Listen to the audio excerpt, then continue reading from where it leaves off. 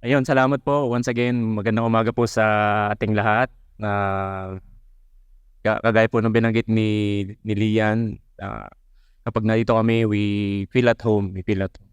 So, kaya pag inaasikaso ako, asikasuhin. I feel at home. So, ayun, nagkataon na uwi po kami ng Louisiana kasi death anniversary ng tatay ko. Kaya medyo ramdam ko pa rin yung ano kasi naalala ko that the church was there when my father died. So I treasure that moment po. So yung ramdam ko yung simbahan nung ako yung nakaranas ng loss. So kaya po ano po salamat po sa sa patuloy na pagtanggap at pag-imbita. uh, Ayun, so salamat din po sa pananalangin dahil po yung si God po ay kumikilos sa ating probinsya at yung ginagawa po ni God sa bayan ng Lopez sa parte ng 4th District ay patuloy pong pinaparanas niya na maputi po siya. So isa po talaga sa pinagtutuunan natin ng pansin ay bukod sa pag-preach ng gospel ay may paranas natin dun sa mga nangangailangan yung magandang balita. Hindi lang dun sa spiritual but yung immediate needs talaga. So ramdam namin kung ano yung iba po kasi talaga pag nandun kami tsaka nandito kami parang ramdam namin yung ayoko na lang banggitin just to pero ramdam namin yung need na kailangan mo talaga silang yung siguro in a sense the underprivileged. There are ang laki po ng volume ng underprivileged po na kailangan po namin ng panalangin doon lalo na pag na-establish po natin ng simbahan doon ay maging pagpapala talaga in hindi lang sa spiritual but especially in the social aspect ng mga kabataan na. Ayun, so I will be preaching the word of God to us this morning sa series po natin na The Road Out. And ito pong Exodus, mahalaga sa atin to dahil ito po ay humuhulma sa ating pagtanaw ukol sa paano natin lalakaran yung ating pananampalataya.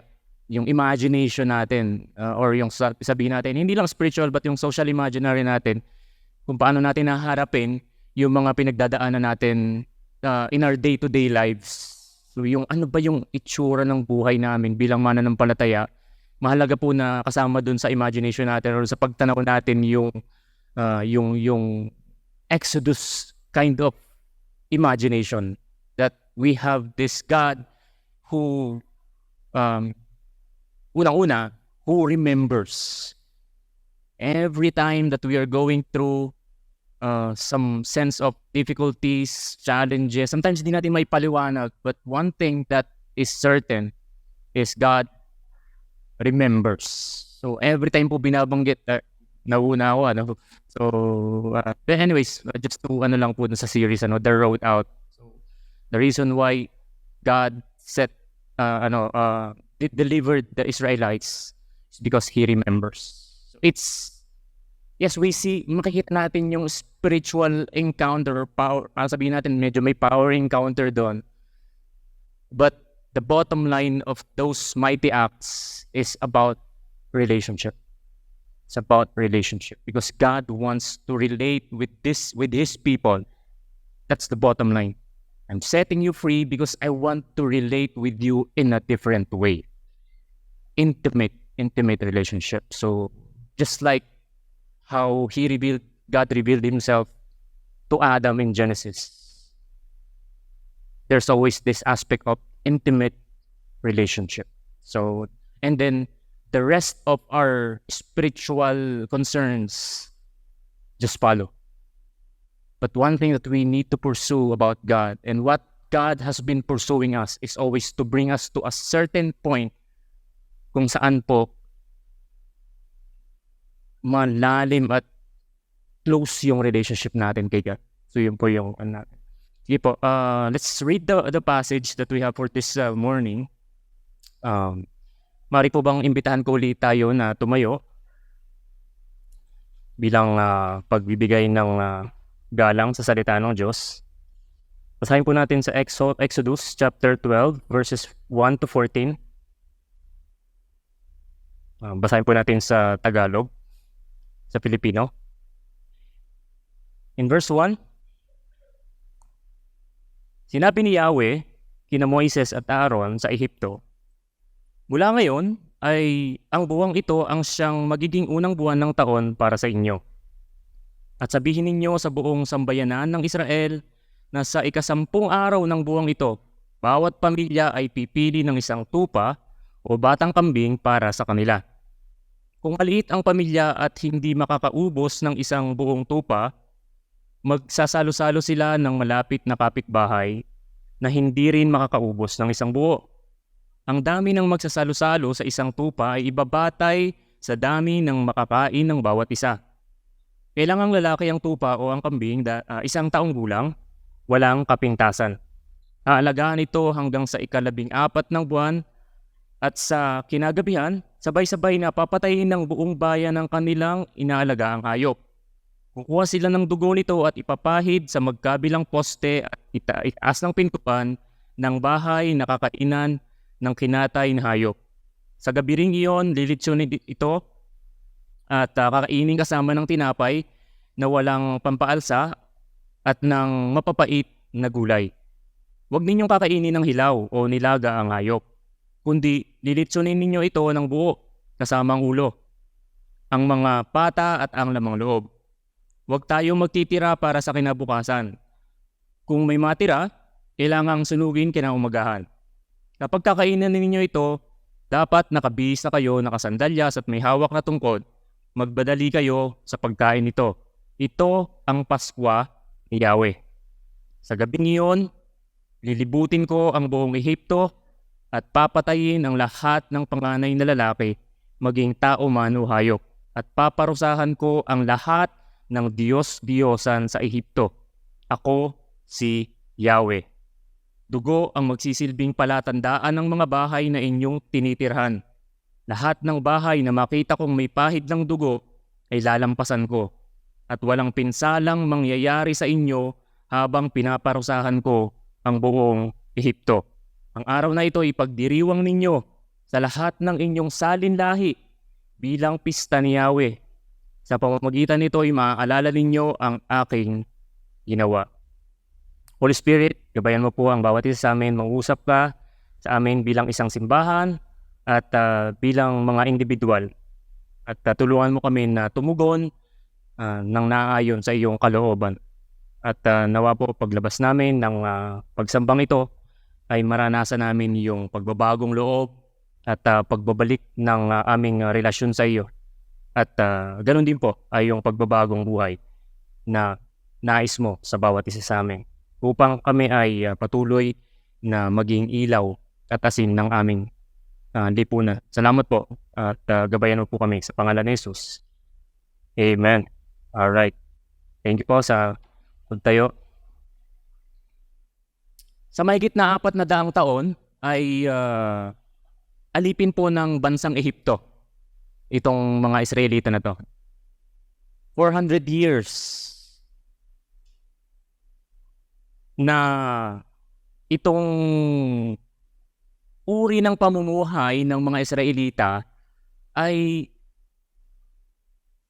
nasa impluwensya ng sibilisasyon ng Ehipto. So yung paano ka kakain, paano ka makikitungo, paano ka magtatrabaho, lahat impluwensya, nasa ilalim ng impluwensya ng kung paanong tumatakbo yung Egyptian civilization. 400 years. Meron na dong namatay na gano'n na yung buhay nila. Tapos itong generation na to na kung saan ay na tinulungan ni God at the same time sa pamamagitan ni Moses at ni Aaron, these are the people that we are talking about. Para lang medyo may konting ano tayo. Parang ano bang tawag doon? medyo may konting pagdama tayo. The reason we are who we are now is the reason we're living our lives. The reason bakit tayo ganito manamit na yon, bakit ganito tayo mag-isip, bakit ganito yung mga pagbabago na nararanasan natin sa mundo. We are somehow influenced by the dominant civilization na meron tayo ngayon. So medyo yung panahon nga lang nung time na to, ancient Near East civilization, we are now living in the 21st century civilization. So when we talk about Exodus, the way God delivers these people, and how does that look like in our time right now? Yung mga sigaw ng puso natin, yung iba sinisigaw natin, yung iba ayaw nating isigaw. Kasi baka wala namang makinig. Bakit ba natin nararanasan yung ganong klaseng oppression? Sometimes yung oppression, literal, maraming aspects. Who is that God who delivered them? Sino yung Diyos na yun na nag-deliver sa kanila? And with this present Christ that we have, would that God deliver us as well now? How?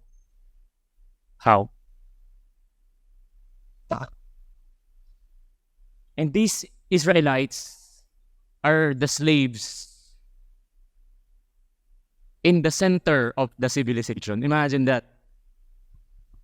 Naka-highlight sila. Kasi ang Egypt kasi sila yung powerful empire ng time yun eh. So pag sinabing si Ancient Near East, ang may say sa mundo, Egypt. Pag sinabi ni Egypt, mangyayari. Pero ang slave nila, Israelites. So pag pumunta itong mga Egyptian sa isang bansa, may kasama silang alipin, Israelites. So yun po yung buhay nila. Ayun, salamat po. Once again, magandang umaga po sa ating lahat. Kagaya po nung binanggit ni Lian, kapag nandito kami, we feel at home. So, kaya pag inaasikaso ako, asikasuhin. I feel at home. So, ayun, nagkataon na uwi po kami ng Louisiana kasi death anniversary ng tatay ko. Kaya medyo ramdam ko pa rin yung kasi naalala ko that the church was there when my father died. So I treasure that moment po. So yung ramdam ko yung simbahan nung ako yung nakaranas ng loss. So kaya po salamat po sa patuloy na pagtanggap at pag-imbita.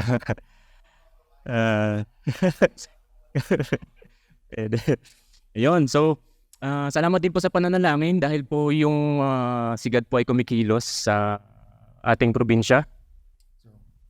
At yung ginagawa po ni God sa bayan ng Lopez sa parte ng 4th District ay patuloy pong pinaparanas niya na maputi po siya.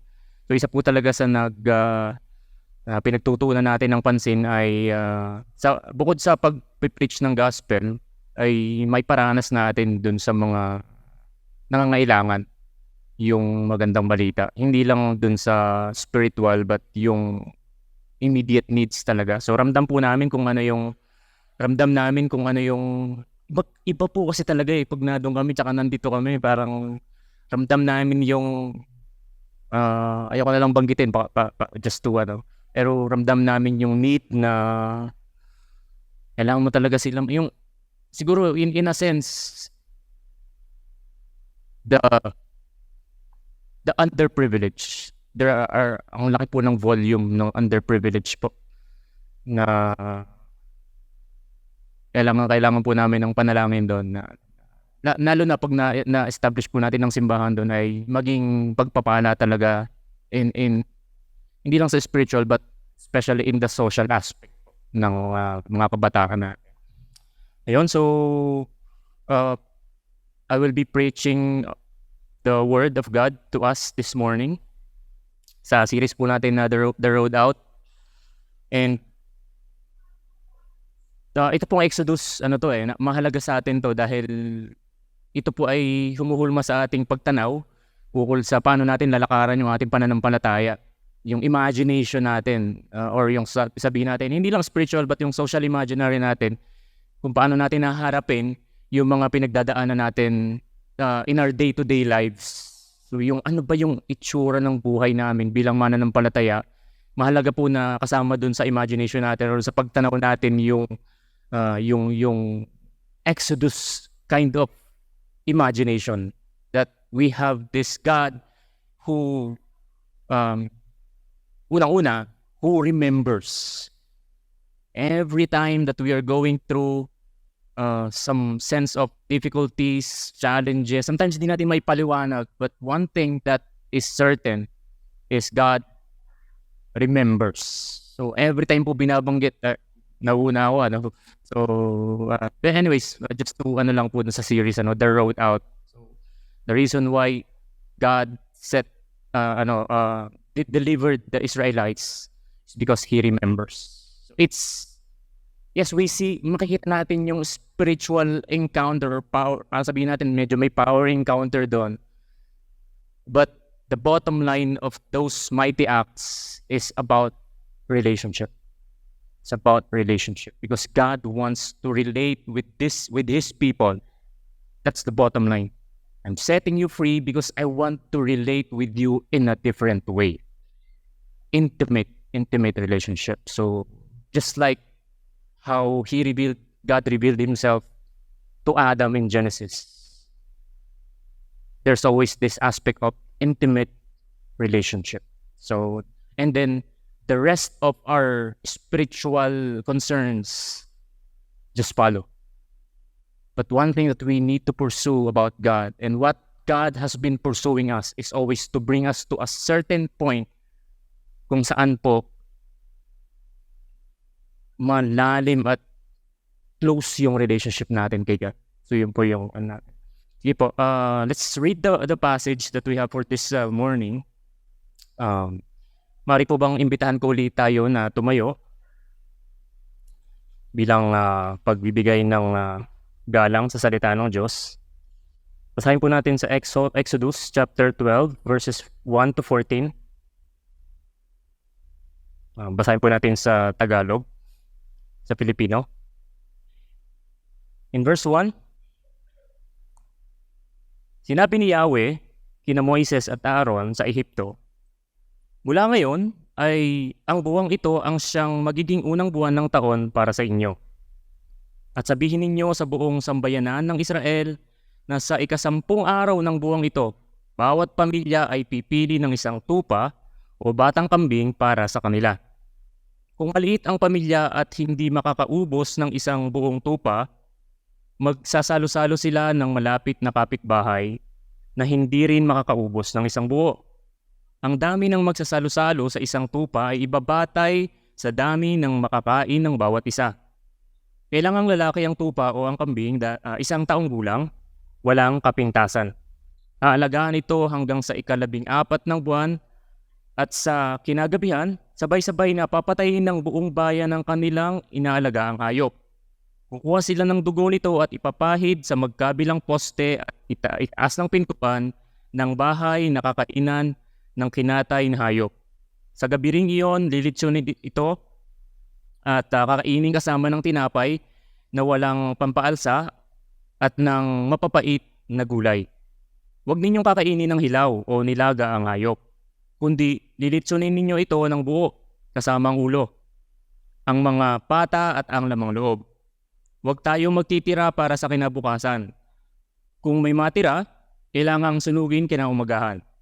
Kapag kakainin ninyo ito, dapat nakabihis na kayo, nakasandalyas at may hawak na tungkod. Magbadali kayo sa pagkain nito. Ito ang Paskwa ni Yahweh. Sa gabing iyon, lilibutin ko ang buong Ehipto at papatayin ang lahat ng panganay na lalaki, maging tao man o hayop, at paparusahan ko ang lahat ng Diyos-Diyosan sa Ehipto. Ako si Yahweh. Dugo ang magsisilbing palatandaan ng mga bahay na inyong tinitirhan. Lahat ng bahay na makita kong may pahid ng dugo ay lalampasan ko. at walang pinsalang mangyayari sa inyo habang pinaparusahan ko ang buong Ehipto. Ang araw na ito ipagdiriwang ninyo sa lahat ng inyong salinlahi bilang pista ni Yahweh. Sa pamamagitan nito ay maaalala ninyo ang aking ginawa. Holy Spirit, gabayan mo po ang bawat isa sa amin. Mag-usap ka sa amin bilang isang simbahan at bilang mga individual. At tulungan mo kami na tumugon ng naayon sa iyong kalooban. At nawa po paglabas namin ng pagsambang ito ay maranasan namin yung pagbabagong loob at pagbabalik ng aming relasyon sa iyo. At ganoon din po ay yung pagbabagong buhay na nais mo sa bawat isa sa amin upang kami ay patuloy na maging ilaw at asin ng aming lipunan. Salamat po at gabayan mo po kami sa pangalan ni Jesus. Amen. Alright. Thank you po sa pagtayo.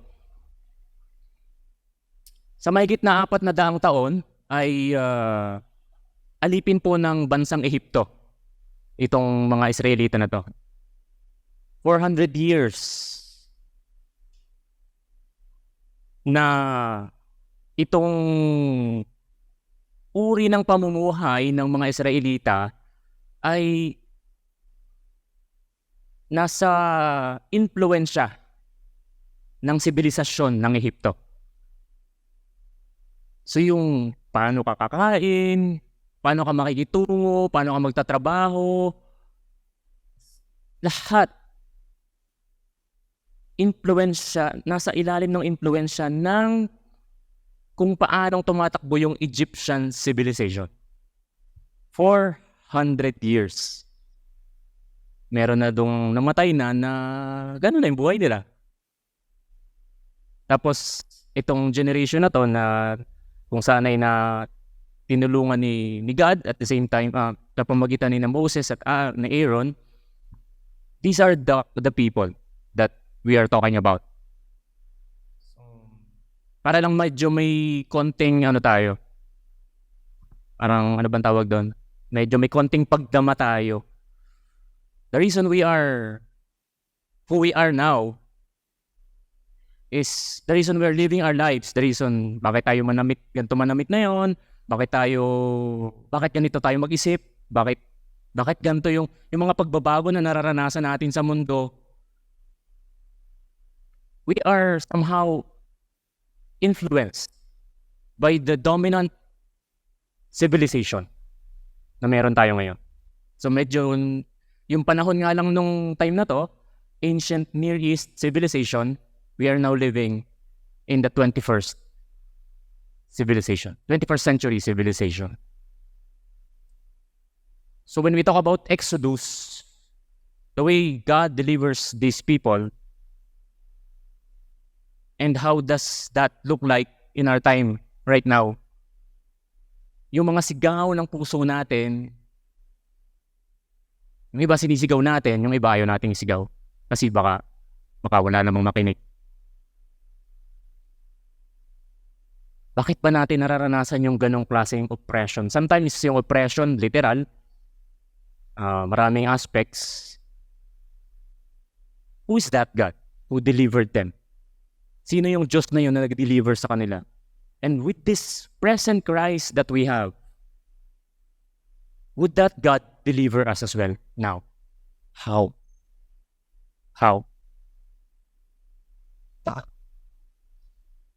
And these Israelites are the slaves in the center of the civilization. Imagine that.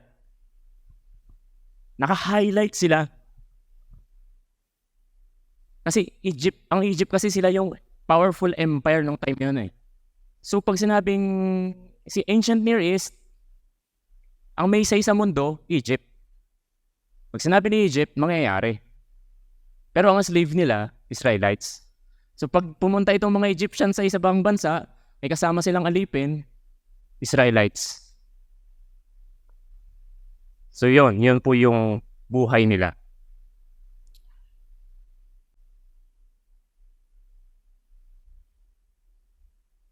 Fast forward na tayo.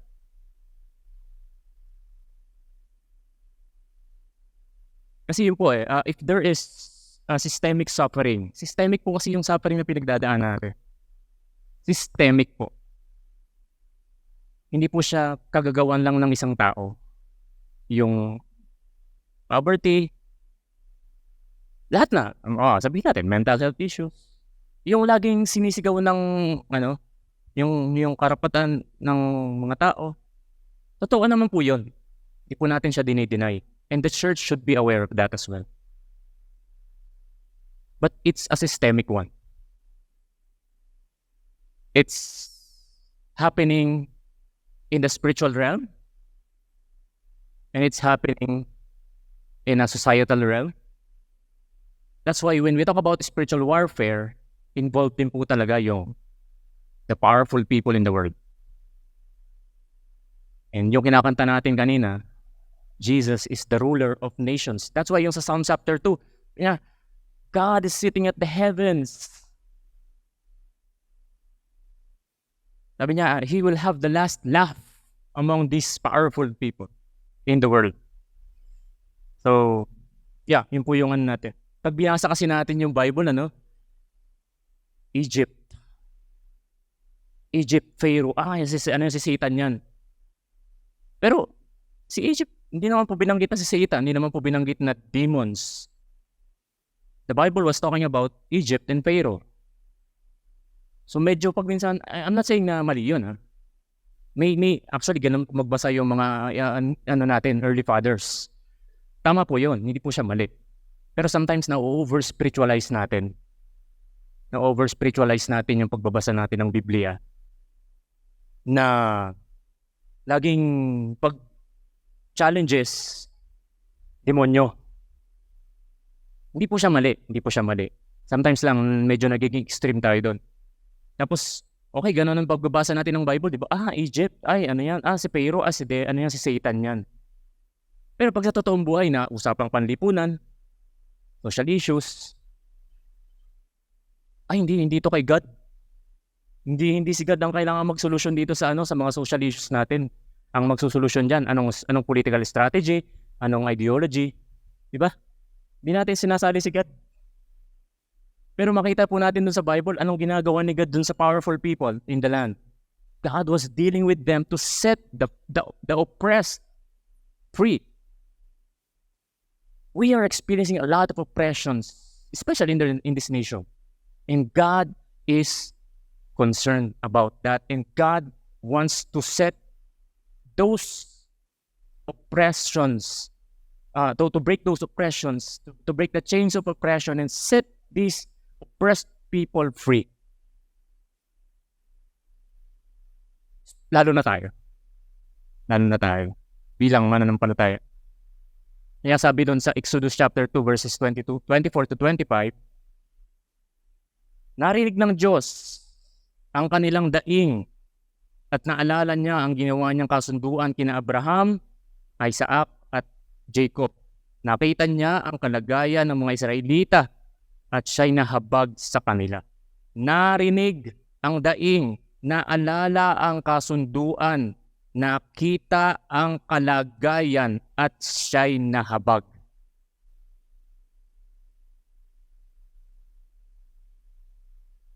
Okay lang po ba? Can we just pause for a moment? Wala na nating tumimo yun. Lahat po tayo may mga personal cries. Ako po marami po. Sabi ko nga, minsan, nado kami sa Lopez. Diba?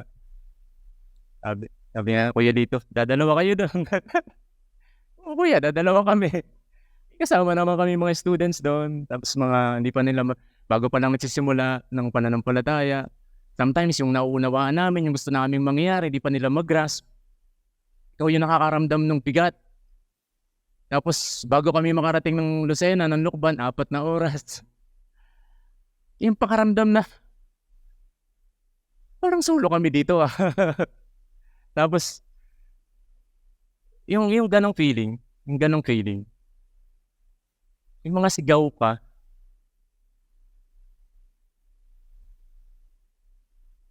sabi dito, naririnig ng Diyos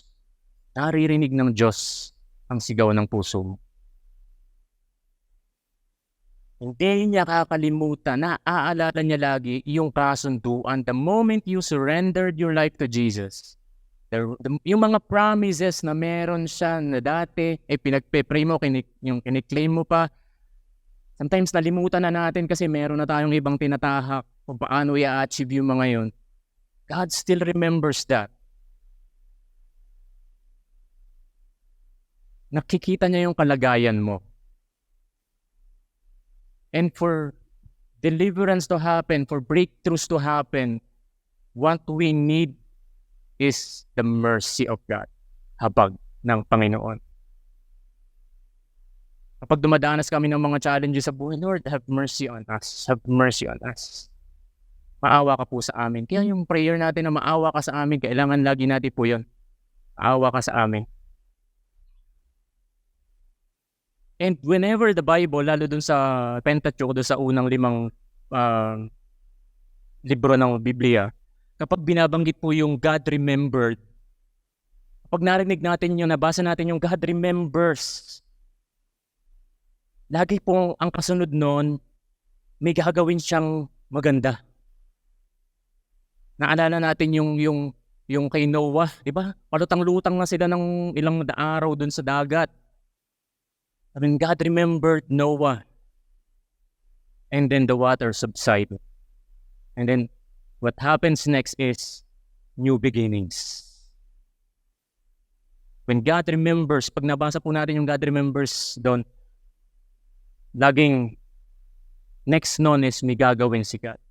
So if God remembers the promises that He has for you, He will always follow it up and back it up with His action. Sabi dun sa Exodus chapter 4, verses 22 to 23, kung magkagayon, ganito ang sabihin mo sa kanya, kausap niya si Moses. Pinapasabi ni Yahweh, ang Israel ay aking anak na panganay. Payagan mo siyang umalis para sumamba sa akin. Kapag hindi mo pinayagan, papatayin ko ang iyong panganay. So the Lord says, yung sabi dun sa English, then you shall say to Pharaoh, thus says the Lord. Whenever the Bible speaks about thus says the Lord, yung kasunod noon, it will happen.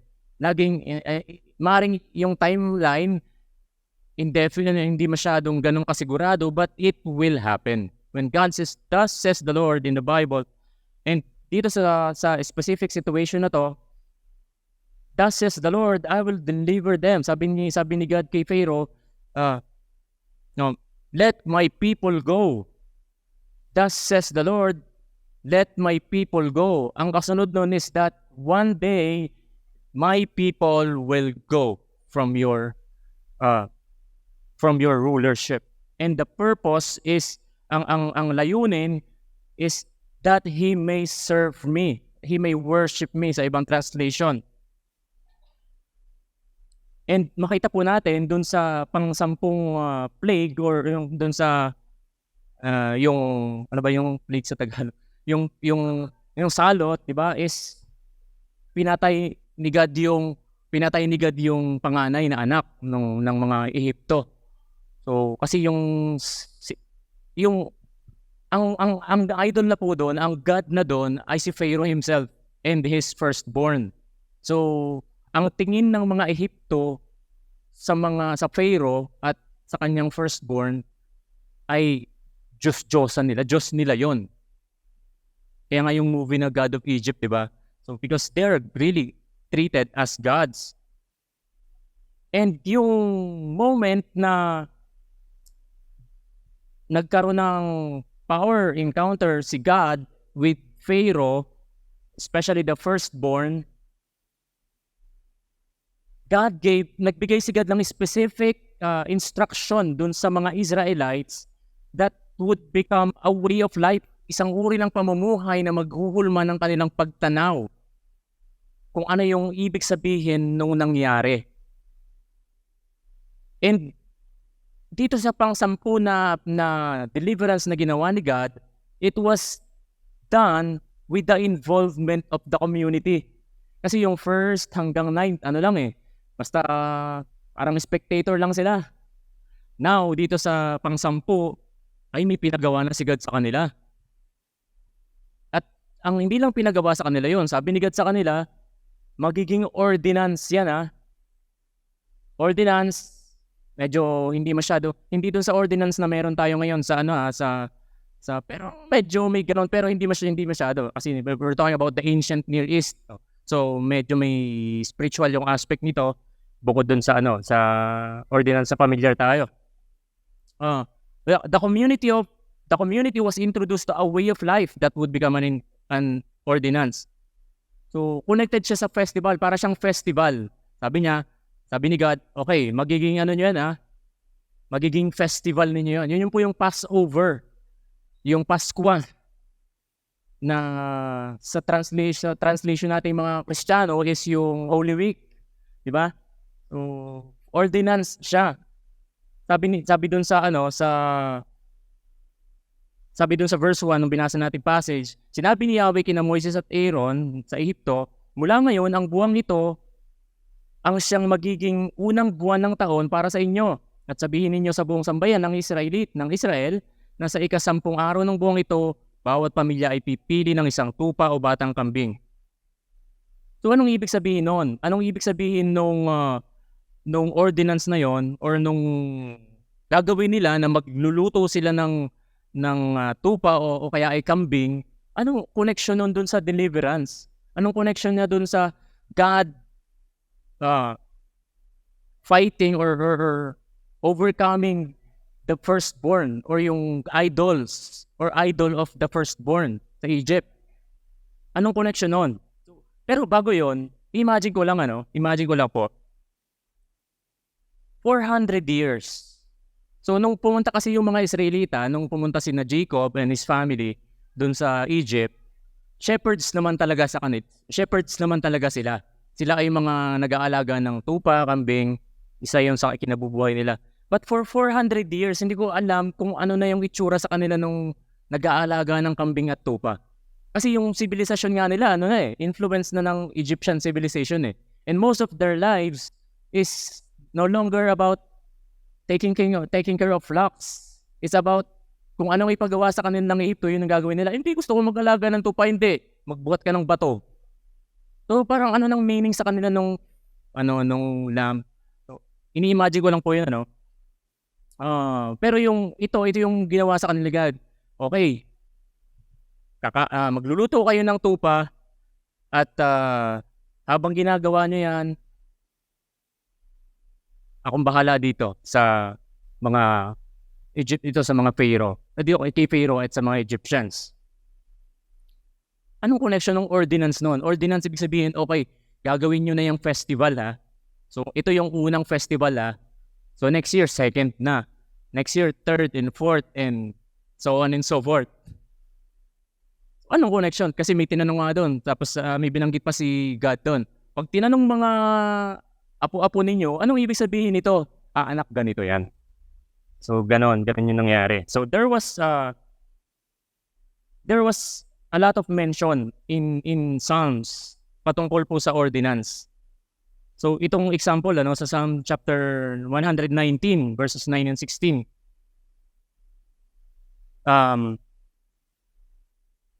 Itong verse na to, the author of the book of Psalm is facing a reality in life. Nagtatanong siya. Sabi niya, paano mapapanatiling malinis ang pamumuhay ng sino mang tao sa kanilang kabataan? Talking about paano ba, maaaring kung yung author niyan is medyo King David, talking about raising a next generation, or sabihin natin, or maybe helping his kingdom, paano mahulma or mag-guide ang mga young people. Sabi niya, paano? Diba? Kung parent ka, baka tinatanong mo din yan, di ba? So, sabi doon, sa pamamagitan ng pagsunod sa banal mong kautusan. And yung kautusan na yan, sa Tagalog, yan yung ordinance. Ay, yung law, or yung sabi doon sa kasunod na passage, sa kasunod na line, sa bigay mong kautusan, yan yung ordinance pala. Yan yung ordinance. Yung sa bigay mo, sa Tagalog kasi medyo pare-parehas Pero sa English, doon tsaka doon sa original translation. Sabi, sa bigay mong kautusan, lubos akong nalulugod At isa dyan sa ordinance na yan, sa kautusan na yan, is yan yung Passover. Sabi niya, nalulugod siya. Iingatan sa puso ko upang iyo'y di malimot. So, ibig sabihin, ito si King David, kung si King David yung nagsulat nito, it's a normal thing for Jewish people na malapit sa Diyos, nilook forward lagi nila yung Passover. Parang tayo, may mga nilook forward tayo, mga festival dito, di ba? Uy, malapit na. Malapit na paiyas, di ba? Oh, excited na tayo. Parang ganun si King David. Ay, malapit na ang Passover, excited na akong maging part nun. Kasi it will again retell the story of how God was faithful in our lives then, now, and in the future. So yun po. And, yung what we do kasi, yun po kasing ginagawa natin, makita natin. So anong ibig sabihin nun sa deliverance? Tapos na yung deliverance, ano nang itsura nun? So yung ginagawa po kasi natin, what we do in our physical bodies, it does something to us as well. So let me tell you some realities, whether it's spiritual or physical. When you go out here, dahil nandito ka ngayon, may pwede ka, this morning, pumunta ka dito. Pero pwede ka namang may ibang puntahan eh. Pero nandito tayo to fellowship with one another, to worship God. Paglabas mo dito, paglabas natin dito, hindi na ikaw yung Ron na Ron kahapon. When I go out of this place, I'm not certainly the same. Maaaring hindi ko masyado mapapansin yun, pero I'm no longer the same. Iba na ako, nabago na ako. Maaaring hindi ko masyado mararamdaman yun, but I'm certainly going to be a different person when I go out. Because of what happened here in our midst.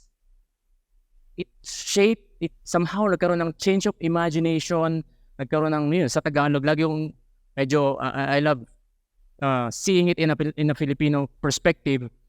Nagkaroon ako ng pagbabagong loob. Nagkaroon ako ng pagbabalik loob sa Diyos. At paglabas ko dito, makakaranas ako ng pagbabagong buhay.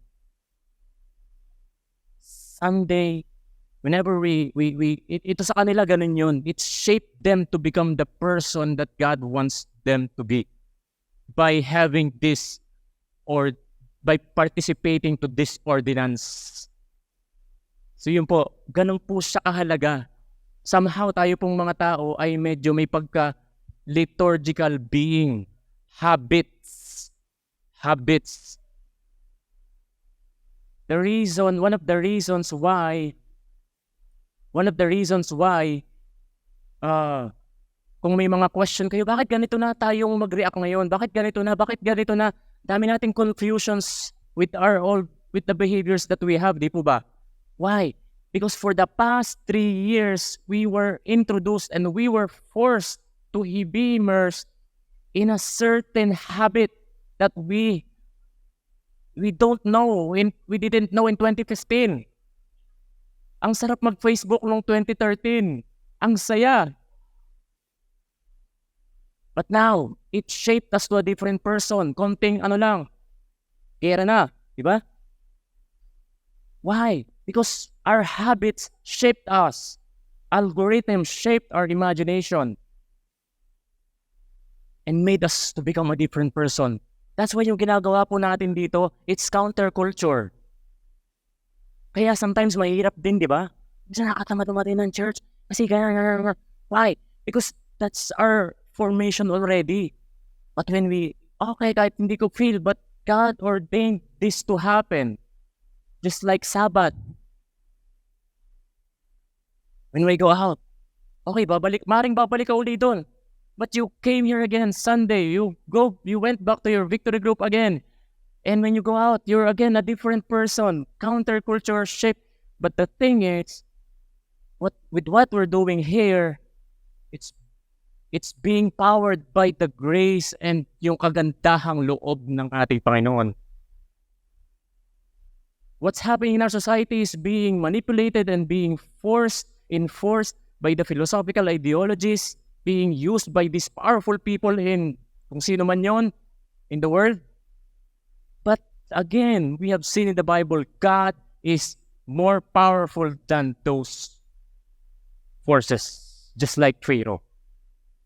That's why what we do in the church is not something trivial. It shaped us to be the person that God wants us to be. I'll close with this na, no? Tayo, siguro I'll just put it this way. Since I'm na-introduce ko dun sa pinag-usapan, there is a new use of freedom nowadays. There's a new use of the word freedom in our times. And that is powered by the word emancipation. Medyo sa Tagalog, pagpapalaya din. Emancipation. It's somehow being, medyo complex po ito, ano? But the driving force about this emancipation is philosophical. That's not the same as deliverance or the Exodus imagination. They're using the same word, freedom. I want to be free from that. I feel like kulong ako dyan but I want to be free. It's being empowered by this philosophical or ideology that's called emancipation. Sa Tagalog, medyo magkaparehas. Pagpapalaya. Kasi nakulong ka na dyan, kailangan mo lumaya dyan. It's not really, pag pinakinggan mo yung mga language na yun, it really sounds like good news din. Kasi mararamdaman mo yung galit mo. Ako nga, kailangan ko lumaya dyan. It's an emancipation ideology. But it's not the same as the salvation that we have in Christ. Because the deliverance that we have from God, the bottom line is so that we may worship Him and become intimate with our relationship with God and Jesus Himself. The reason Jesus set us free, the reason Jesus suffered on the cross, our Passover lamb, so that we could experience this freedom that would result us to worshiping Him and growing our intimate relationship with Him. But the purpose of emancipation is so that you can glorify yourself. That's different. They sound like the same. But the bottom line, the goal is different. When you went or go to the trap of emancipation, one day, you'll no longer worship God because you are the God. But when you go to the trap of salvation, you will also experience freedom. But you will be willing to die to yourself. Take up your cross and follow Him. Parang ngayon ko lang narinig ng emancipation. Siyempre, hindi yun masyadong babanggitin. Because it's subtle. You will hear it all around. Mostly sa campuses.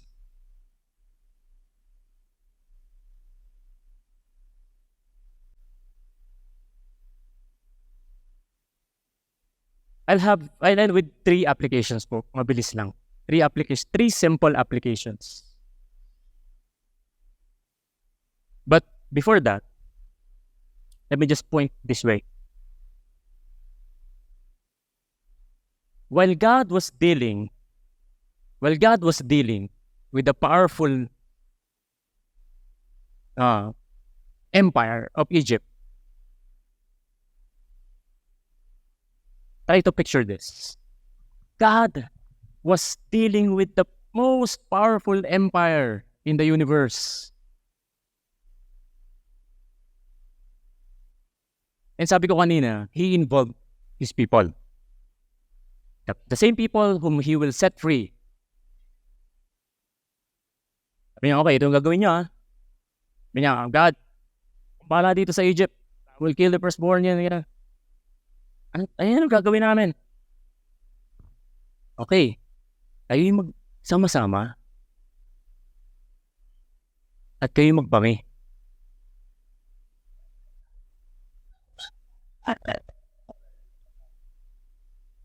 Pag pinanginto pa, di ba? Lechon pala, no? Pinanginto pa, o kaya, nabanggit ko yung lamb, kuya. Picture this. God was dealing with the most powerful forces in the world. His people was having dinner.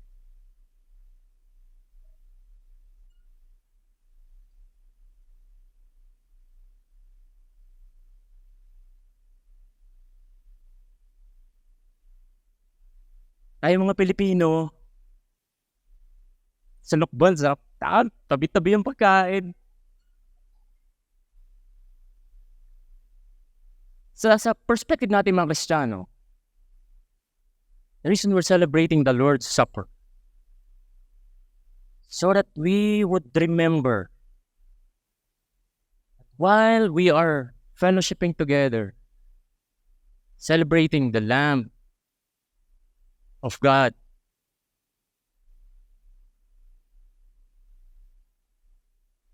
God is setting us free.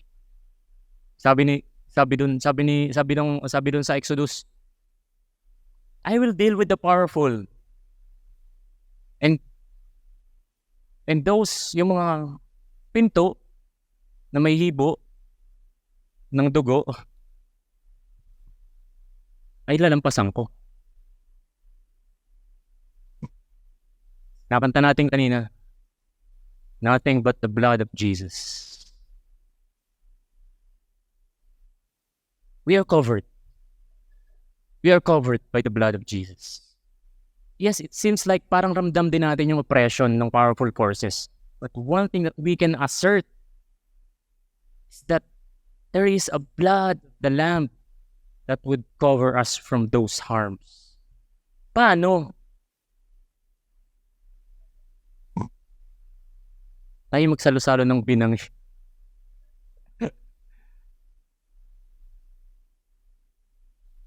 Hopefully, right now, nakikita natin kung gaano kahalaga yung fellowship. Treat Victory Group as fellowship, not a program to run. Of course. Kaya nga sabi doon, okay, pag medyo nag-uumapaw kayo, hindi damay niyo yung iba. Kaya pag nag-uumapaw tayo sa ating pananampalataya at kagalakan, hindi nadadamay na rin yung iba. That's discipleship.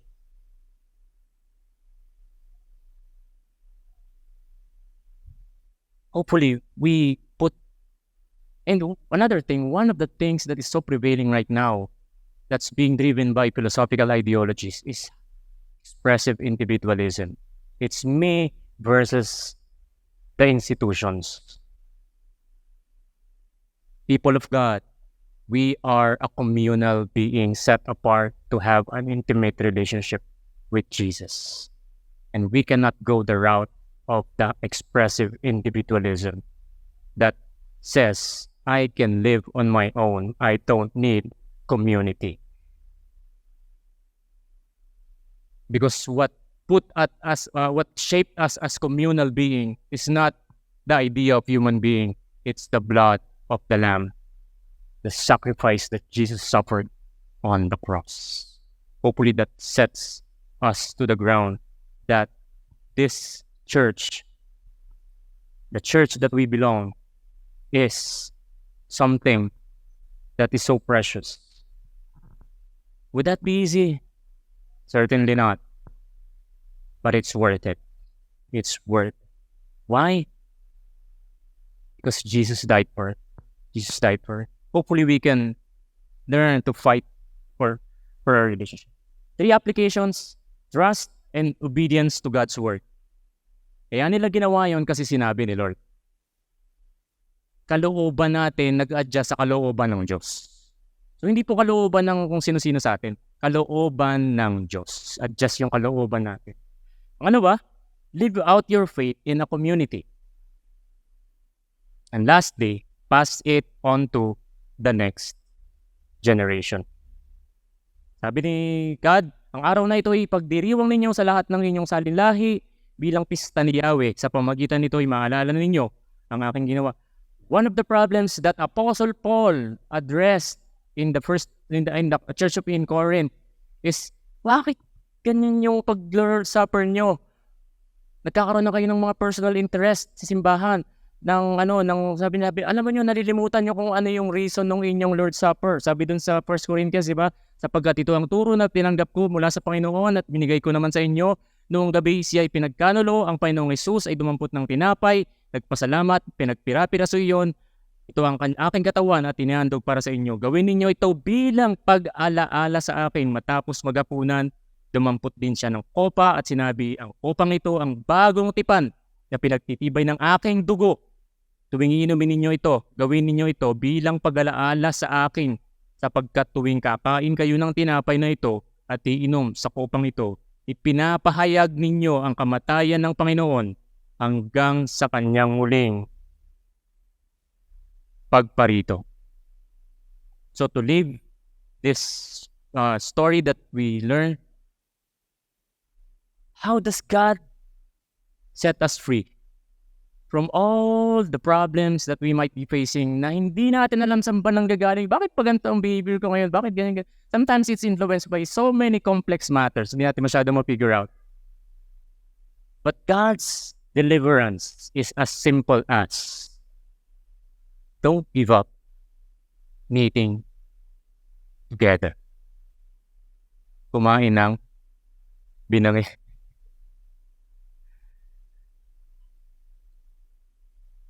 Figurative lang po yun. Alam ko naman tayo ay litsyong lamb, litsyong two. Hopefully, when we go out of this place, when we gather together, kahit anong hindi na, Victory Group yan or tambay lang or gabi nga, kumain lang kami ng doon sa kanto, our hearts are full. Tapos pag uwi namin doon sa kina Kuya Ding, hanggang alas 10 pa kami nagkukwentuhan. Our hearts are full. Nasolve ba lahat ng problema ko sa buhay? Hindi masyado. But I'm full. I'm full. I'm satisfied. Mauubos ba ang problema ko hanggang mamatay ako? Baka hindi. But one thing, when I die, I'm full. My heart is full. And I'm never going to be the same. Because every time I meet together with my people, with the people that I like, I don't like, I have a lot of people po in the church that hindi kayo I love you. But I don't ever make a decision, ayoko na kayong meet. Because I have to meet them. And it's not dahil ayoko hindi. Because it's for my formation. And why do I do that? Kalooban ng Panginoon. It's an ordinance. Let's pray. Lord, thank you.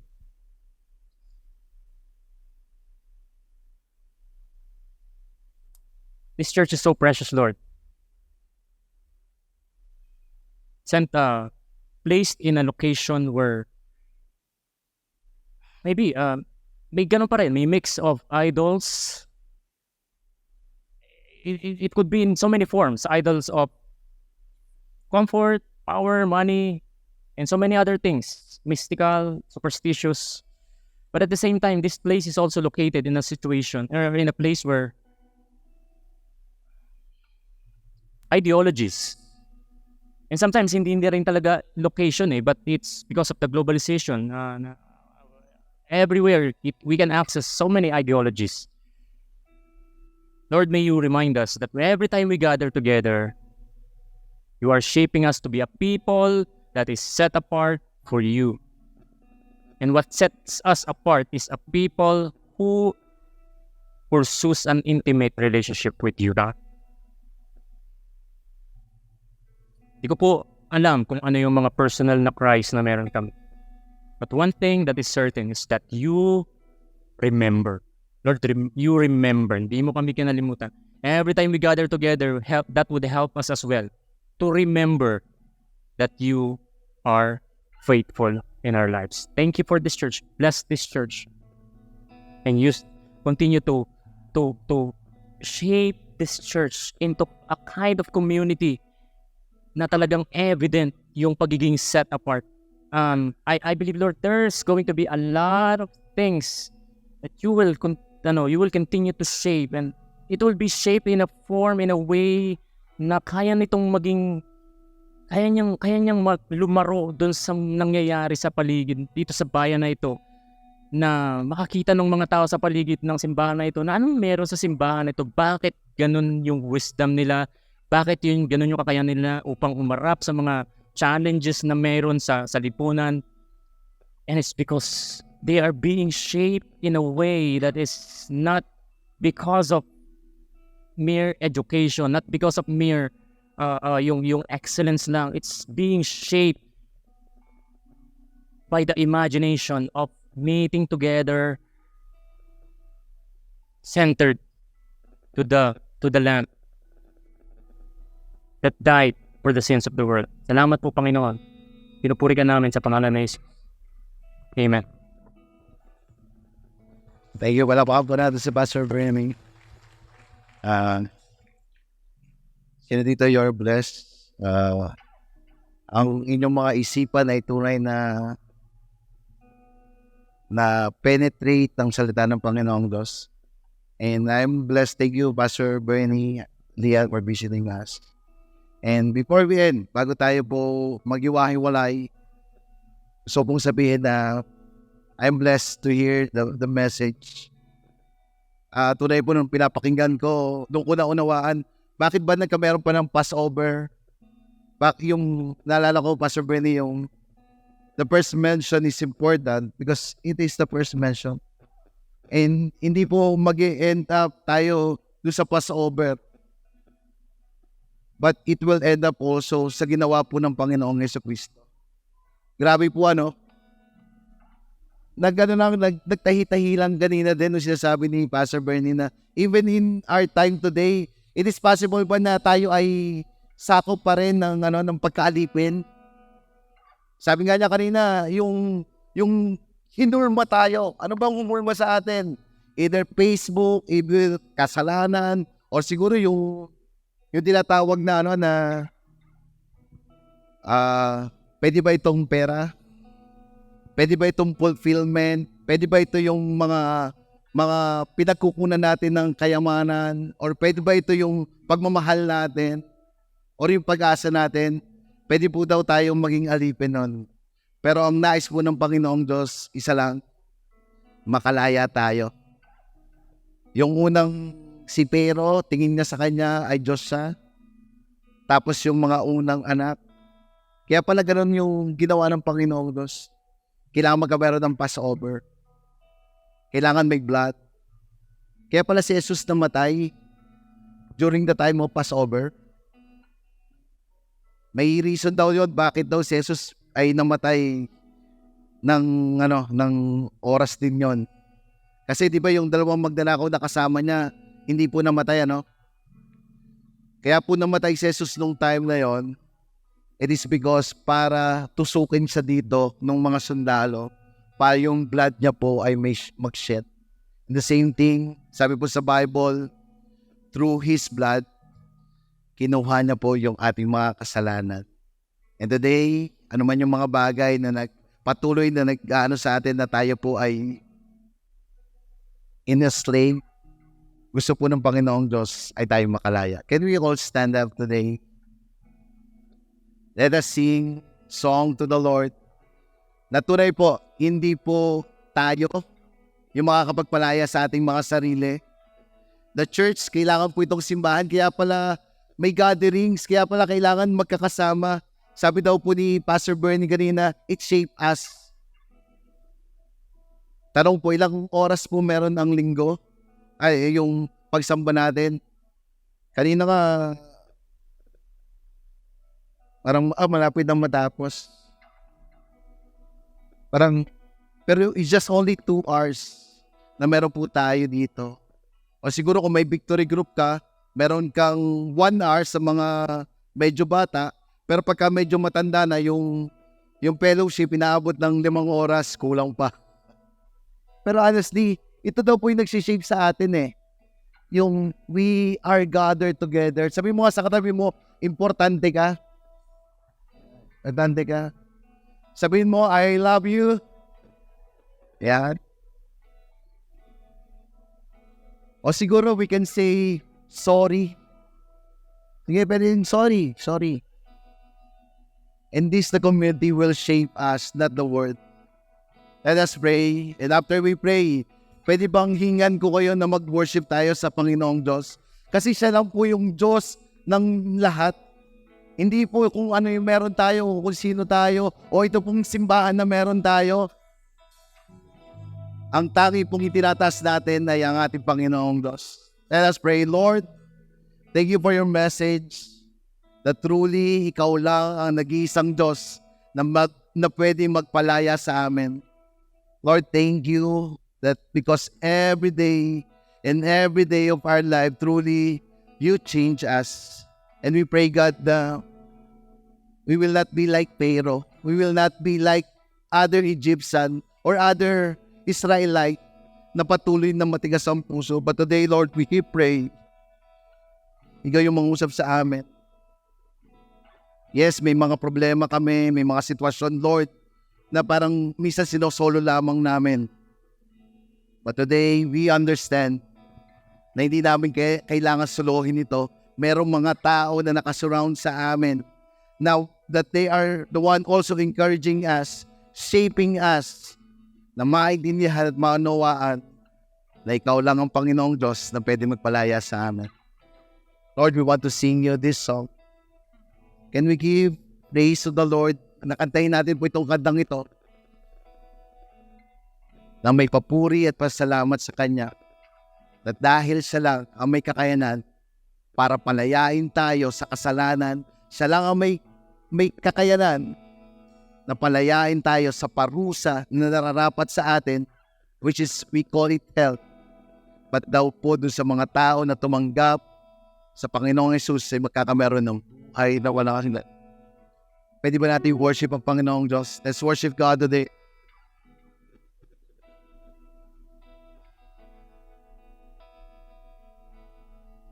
God,